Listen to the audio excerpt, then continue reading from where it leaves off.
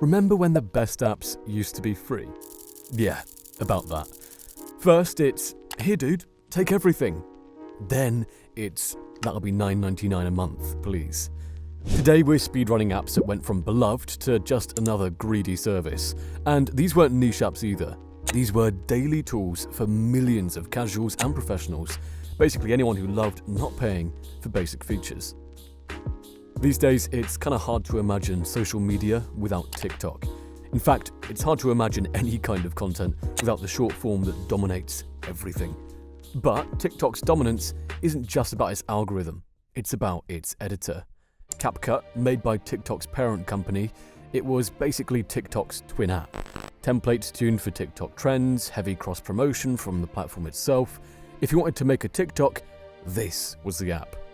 Every trending dance, meme, or sped-up audio clip had a ready-made template sitting there for you to use. You didn't even need editing skills. High schoolers, small businesses, even parents who barely knew how TikTok worked could suddenly push out polished videos. Best part? Totally free. Until September 2022. It started off innocuous enough. They started CapCut Pro, which had premium features. Okay, standard stuff. But then in August 2024, they killed free cloud storage, up to 1 GB, gone, and forced users to pay. Then came the strangest change: watermarks. In some regions you could still export clean, in others the CapCut logo was stamped on your video, and eventually you had to pay to get rid of it. For everyday users, it instantly made edits look cheap. For creators, it was worse. Those watermarks scared people away from using templates, views dropped, and payouts dried up. A system where some had been making up to $1,000 suddenly felt kind of broken.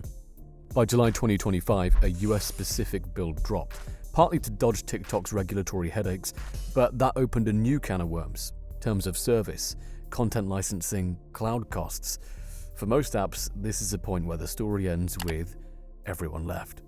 But not here. Despite the locks and the paywalls, CapCut is actually still thriving. Creators whined and moaned, but they stayed. Because posting late costs more than $9.99. It's still the fastest, easiest to use editor for short-form content. At first, CapCut felt like a gift, and then the locks appeared. Most of us kept that gift and learned to live with those locks. Next up, the last great free music app that wasn't piracy: Google Play Music. In 2011, Google launched Music, later rebranded into Play Music. It gave you a personal cloud locker for your MP3s, up to 50,000 tracks free, anywhere, no strings, and after Google bought Songza, a service built entirely around mood-based playlists, they folded that straight into Play Music as free, ad-supported radio. Suddenly, you had curated playlists for every moment, like Spotify, but without the bill. By the mid-2010s, streaming was becoming the default way people listened to music. Spotify was exploding, Apple Music was finding its footing, and both were built around the same idea: pay a monthly fee and get access to whatever catalog the platform had licensed. It worked, but it also meant your library was basically rented. Cancel the subscription and the music disappeared. Google Play Music became popular because it offered something totally different. Instead of relying only on what the platform gave you, it let you build a cloud-based library out of the music you already owned. Maybe it was CDs you'd ripped, rare live recordings from a show, or random MP3s you'd hoarded back in the LimeWire days. Play Music let you upload them all, up to 50,000 tracks, and stream them anywhere. In an era where streaming was about platforms controlling access, Google carved out a separate lane. A service that felt like freedom, where your personal collection followed you everywhere. But hey, Google being Google, they couldn't let joy exist for too long. And the sign started slowly at first. In 2019, Google said that YouTube Music would be a pre-installed default on all new Android devices. Okay, no problem. Then the transfer tool launched in May 2020. That means you can move your uploads, purchases, playlists, and recommendation recordings from Play Music to YouTube Music.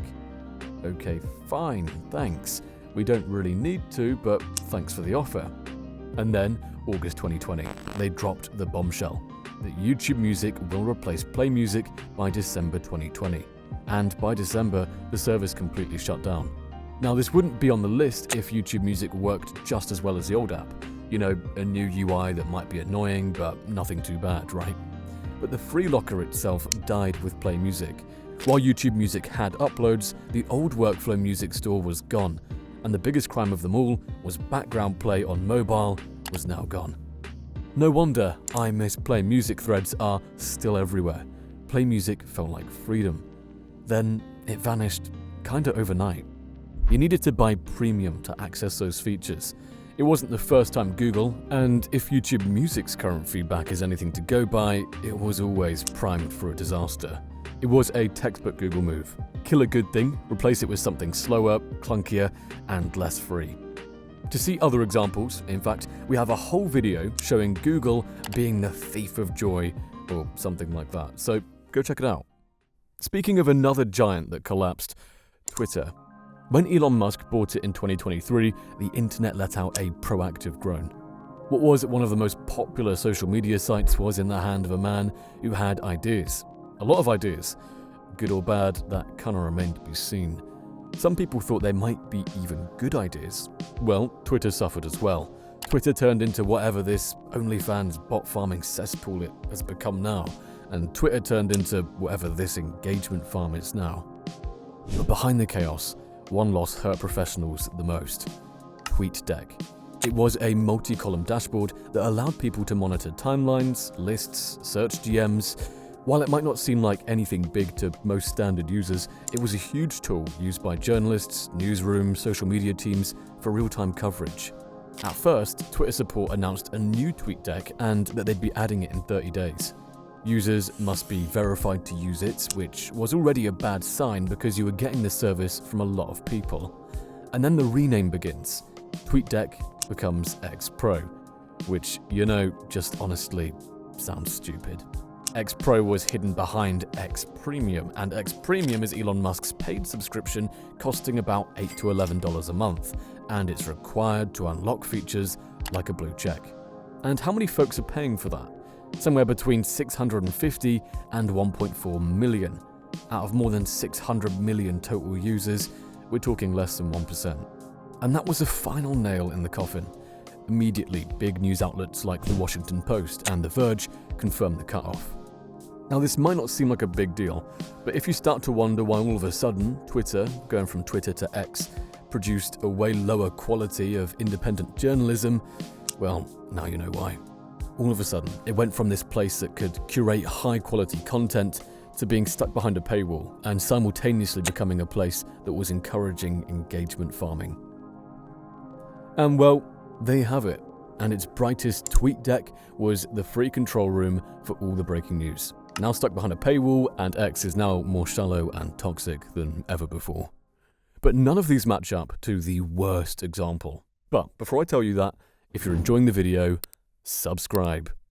You won't be surprised to know that this has happened many a time. It's happened before, and I've got another example. A popular company betraying their base. In fact, let's go back to the early phases of the internet. ImageShack was launched in 2003.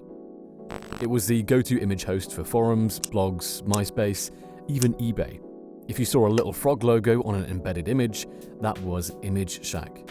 At its peak, it had 28 million monthly visitors. If you grew up in the 2000s internet, ImageShack links were everywhere, on gaming forums, tutorials, even early meme culture. That little frog watermark was a universal language. People trusted it the way we trust Imager or Google Drive now. But in 2013, as the internet was beginning to change and evolve into this new monster, ImageShack ended their anonymous uploads feature, meaning now you had to have an account to upload pictures onto it. And then just 2 months later, they hit the big one. It was now switched to a subscription model. There were no longer free uploads. But that just wasn't enough. They started officially purging every free account, stopping them from delivering images to external sites, blogs, and forums. And in 2016, they straight up started destroying these accounts. Users were scrambling to recover their data before being deleted. Entire chunks of internet history, guides, tutorials, memories were erased. Losing it wasn't just losing a host, it was like someone came into your attic and torched all the family photo albums. The early web wasn't archived properly, so when ImageShack pulled the plug, huge swathes of cultural history disappeared forever. Speaking of things from a bygone era, anyone remember the pandemic? Oh god, I don't want to think of it either. But Tiger King, masks and self-isolation weren't the only things that were staple of pandemic life. Everything, nearly every aspect of life, work, small business, high school, colleges, even therapy, all moved online. And this is where video apps shone. And none greater than Zoom. Sending and receiving the Zoom link was as critical a part of the pandemic as breathing.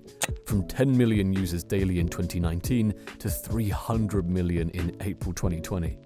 It came to rule our lives. What made it so much different and better than every other app that was available at the time was one-click joins, consistent audio and video reliability, and just easy. No accounts, nothing, just share a link and the other person can join. And because Zoom was free, it became the great equalizer. High schools used it for classes, grandparents used it for birthdays, therapists used it for sessions. Everyone, from Fortune 500 CEOs to kindergarten kids, were on the same platform. It turned into a verb, let's Zoom, which is a holy grail of branding. For a while, it felt like Zoom could have owned the entire communication market if they wanted to. But when the pandemic started to lift up and people started going back to normal life, normal face-to-face stuff, slowly Zoom started introducing limits to what you could do. Before 2020, free accounts had an unlimited one-to-one meeting for up to 30 hours. I mean, I don't know what you were doing on a video call with someone over 30 hours, but hey, that's your life. They had a 40-minute cap on group calls, more than 3. It was annoying, but we got over it. But in May 2022, they inexplicably imposed a 40-minute meeting on one-on-one. And immediately, people started going crazy. There was a huge backlash as everyone scrambled around for workarounds, starting to understand what rules did Zoom exactly change, and at first, the forums talked about workarounds to the 40-minute limit. Slowly, they just started suggesting moving to FaceTime or Discord or other different companies. And the funny part about all this is that the video meetings didn't really die with the end of the pandemic. In fact, the pandemic fundamentally changed how we interacted with each other forever. But Zoom just dropped the ball completely. Now, Microsoft Teams is the universal language of office meetings. Working from home and remote work is still just as viable as ever. And they could have had it all if they were just that much less greedy. So let me know what you guys think. What other apps were absolute gems till they stopped being free? Cheers.